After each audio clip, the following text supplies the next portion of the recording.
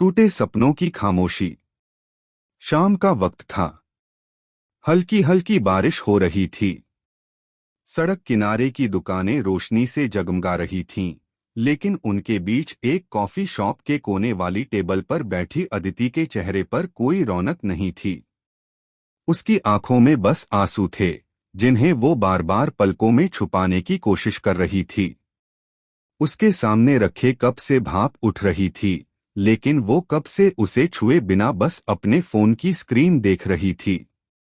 हर 2 minute में screen पर नजर डालती और फिर सिर झुका लेती। यही वो जगह थी जहां कभी रोहन ने उसे पहली बार कहा था, अदिति, तुम्हारे बिना तो जिंदगी की कल्पना भी नहीं कर सकता। उनकी मुलाकातें अक्सर यहीं होती थीं। कॉफी के 2 कप और ढेर सारी बातें, सपनों से भरी योजनाएं, आने वाले कल के हसीन ख्वाब। दोनों ने साथ साथ एक एक सपना बुना था, जैसे एक दूसरे के बिना वो सपने अधूरे हों। लेकिन आज अदिति अकेली थी। सुबह ही रोहन का मैसेज आया था, अदिति, मैं अब और ये सब नहीं कर सकता। मेरे रास्ते अलग हैं और तुम्हारे अलग। अच्छा होगा अगर हम यहीं रुक जाएं। अपना ख्याल रखना। इतने सालों का साथ एक छोटे से मैसेज में टूटकर बिखर गया।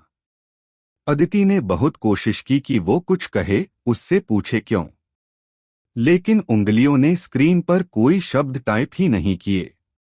कॉफी ठंडी हो चुकी थी। बारिश थोड़ी तेज हो गई थी। बाहर लोग छतरी लेकर भाग रहे थे, लेकिन अदिति अपनी जगह से हिली नहीं।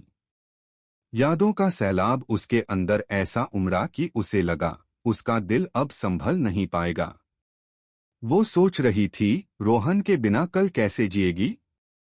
जिन गलियों में वो साथ चले थे, वो रास्ते कैसे तय होंगे अब?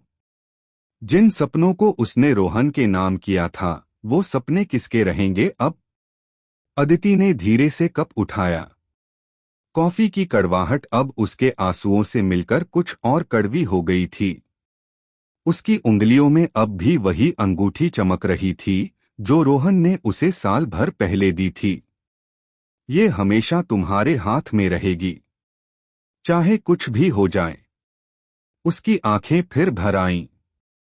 उसने अंगूठी उतारकर मेज पर रख दी और उठकर दरवाजे की तरफ चल दी। बारिश अब रुक चुकी थी, लेकिन अदिति के अंदर जो टूटन थी, उसकी कोई बारिश नहीं थी जो उसे धो सके। उसके कदम धीमे धीमे उस कॉफी शॉप से दूर होते गए। पीछे छूट गए बस वो ख्वाब, वो हंसी और मेज पर रखी वो अंगूठी, टूटे सपनों की खामोश गवाही देती हुई।